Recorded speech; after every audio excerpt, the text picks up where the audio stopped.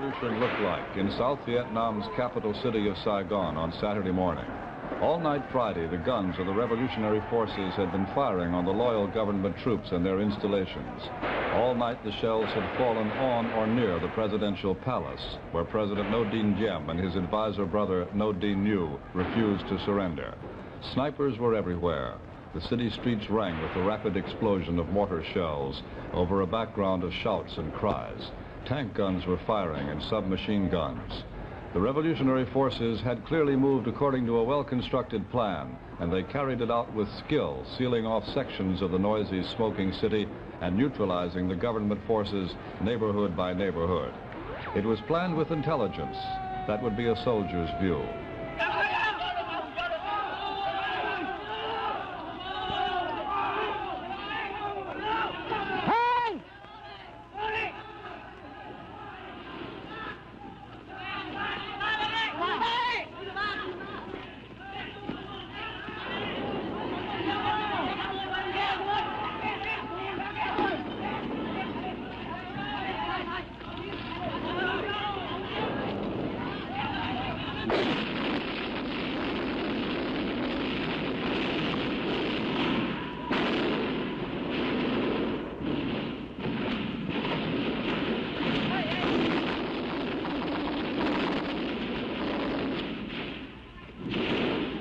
This is Saturday in Saigon.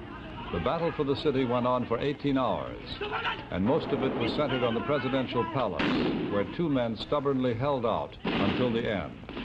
This is the palace.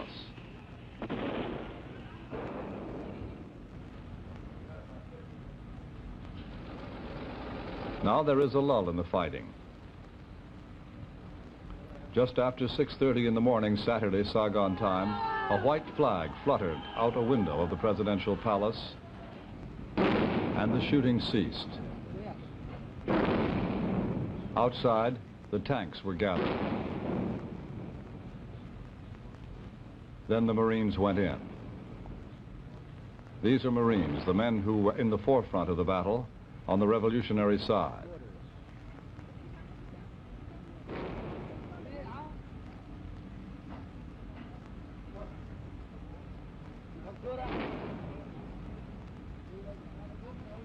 Moving through a door that obviously is strong and obviously was meant for defense.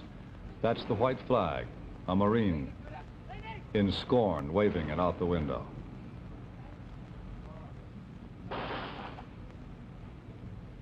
Like sightseers, these young men in battle dress, camouflage uniforms, walk through the rooms of the palace. First looking and then taking.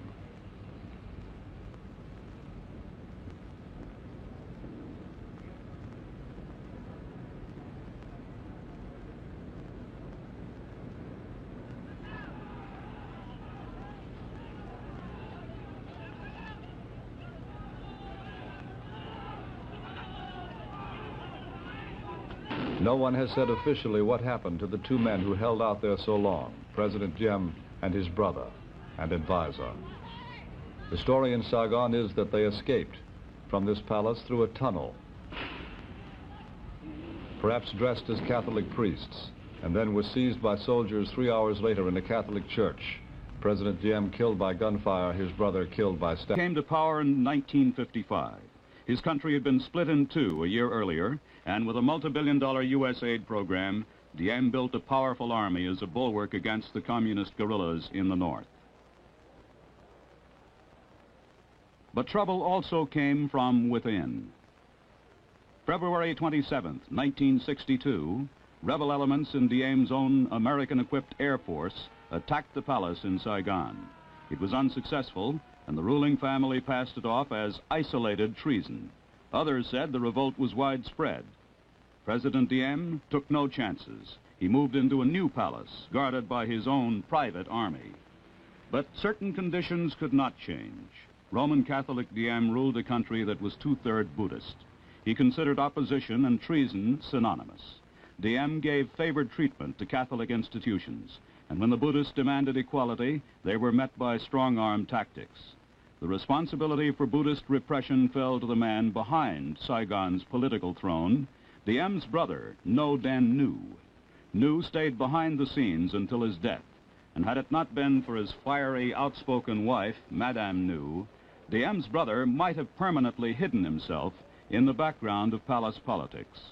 Since May of 1962, when Buddhist opposition broke into the open, Ngô had the job of suppressing it.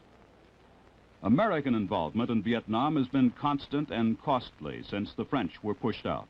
At least 61 American lives have been lost in battle with the communist Viet Cong. 16,500 American troops are in Vietnam now, ostensibly training and advising the native army, but often as not, getting into the thick of the anti-guerrilla war. $2.5 billion in American aid have been poured into Vietnam thus far, aid that's now running at the rate of $500 million annually. The war is a slow, slogging process through rice paddies and jungle that are friends to the guerrilla fighters. A struggle of another sort was born in the Buddhist temples of Vietnam. The country's religious majority claimed oppression by the Catholic minority. They chose a violent and grisly form of protest: suicide by fire, a flaming death that effectively brought the world to attention. This awesome scene was repeated time and again, but it made no impression on the government, least of all Madame Ngô. She gave her blunt reaction to CBS News correspondent Peter Kalischer in Saigon. What have the Buddhist leaders done comparatively? The only thing they have done, they have barbecued one of their monks, whom they have intoxicated, whom they have abused the confidence. And even that barbecuing was done not even with self-sufficient means, because they use imported gasoline.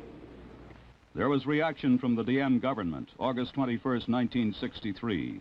Ngô Đình Diệm elite special forces raided Zaloi Pagoda and other Buddhist temples. 500 monks and nuns were arrested. In Washington, President Kennedy had reacted to previous excesses by sending Republican Henry Cabot Lodge as his new ambassador to Saigon. The change helped ensure bipartisan support for the administration's policy in Vietnam, a policy that turned tough on the Diem regime, but even a cut in U.S. aid did not create any observable change. Repression, arrests, harassment, if anything, increased. Students joined the Buddhist protest and were arrested just as quickly. The Diem regime charged that the Buddhists had joined the Communist Alliance to overthrow the government.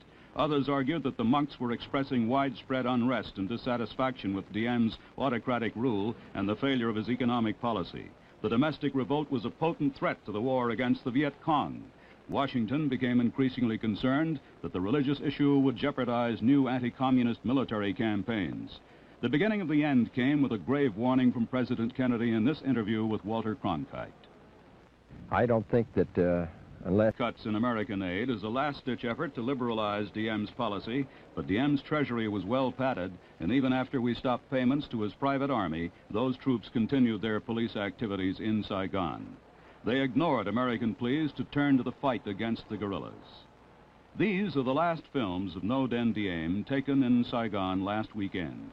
Here he reviewed part of the military power that U.S. dollars and Diem's own fiery spirit had built.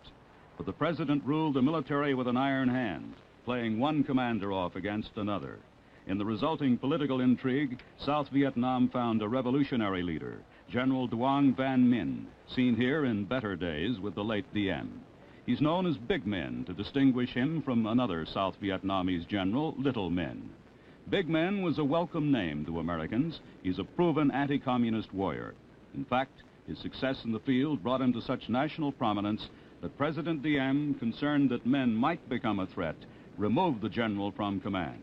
With that demotion, Diem, in effect, set up the circumstances that brought about his own downfall. Done against Vietnam will be felt in America too. It is not enough to try to kill or subdue the duly elected leaders of a country just because one wants to transform that country into a satellite. To kill or to subdue is easy, but what will happen afterwards? Treason does not pay. And nobody can rule Vietnam with just money and puppets. We do not live alone. The whole world has its eyes on Vietnam and knows perfectly well what is going on there. In spite of all the distortions and blackouts directed by that international communist propaganda network, which has become so strong. The Ngô only wanted to give to Vietnam its own identity, which cannot be the same as the one wanted by those few Americans. General Dieng Văn Minh, the supposed leader of the coup, is highly praised in the American press. But is he supposed to rule the Americans or the Vietnamese? And all those who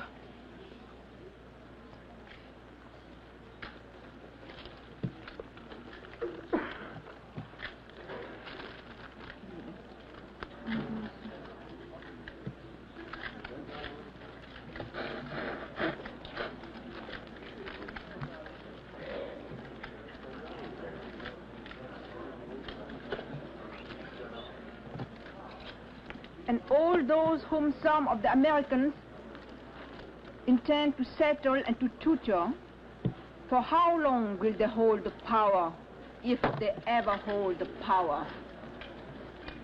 I repeat, and all those whom some of the Americans intend to settle and to tutor, for how long will they hold the power, if they ever hold the power? Today, knowing past doubt that her husband is... A regime like Diem's, a family tyranny, really represented the people of the country. These are the people. The students, the ordinary people of Saigon cheering the troops, giving them bread, giving them bananas.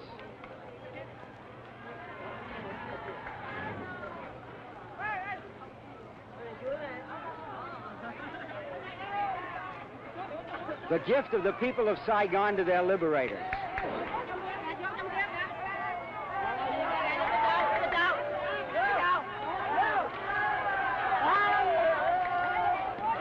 These troops have been fighting all night. They're hungry, and the people know it. That was Peter Kalischer again in Saigon. And this is Robert Trout again at Idlewild Airport. All these scenes after the 18-hour battle was over, the aftermath of the revolutionary fighting in the capital city.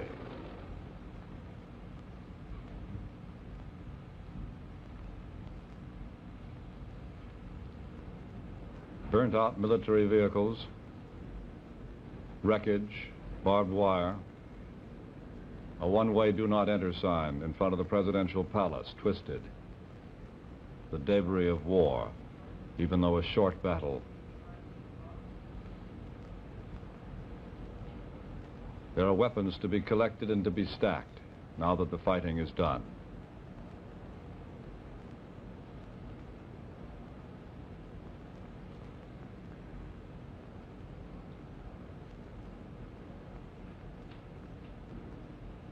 Buildings damaged by gunfire. And cars, too. And men.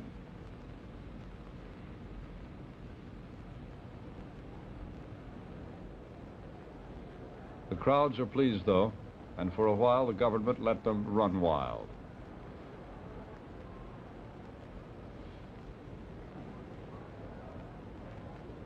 Through the streets, at first aimlessly, then dancing. Dancing the Western dances that had been forbidden by Madame Nhu, the tango and the twist in the streets of Saigon.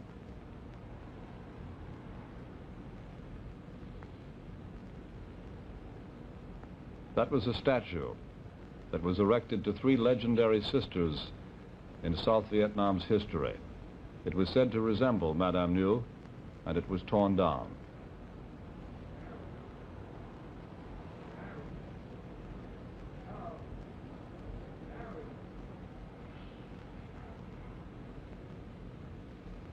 Offices and homes that belonged to some government employees were set fire.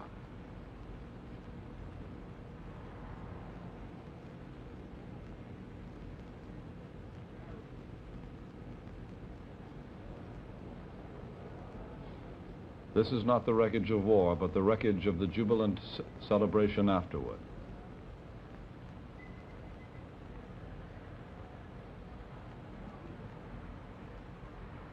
Books are being burned.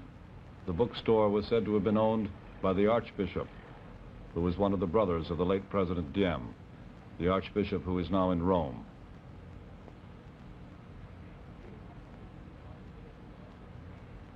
A small witness.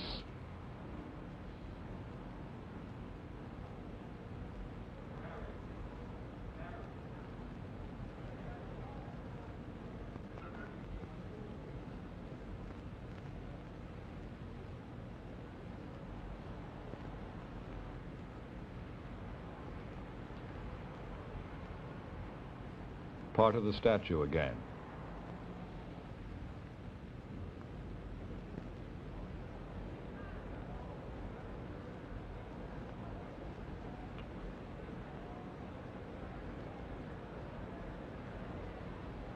Finally, after many hours, the crowds are told by the troops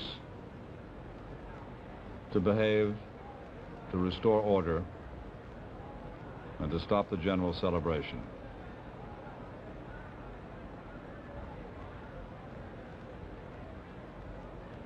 No one seems too concerned, neither the crowds nor the troops.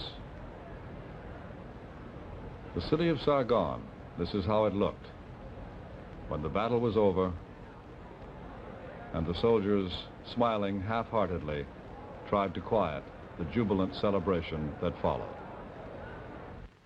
This evening, voice circuits were reopened to Saigon, and correspondent Peter Kalischer said that he has now learned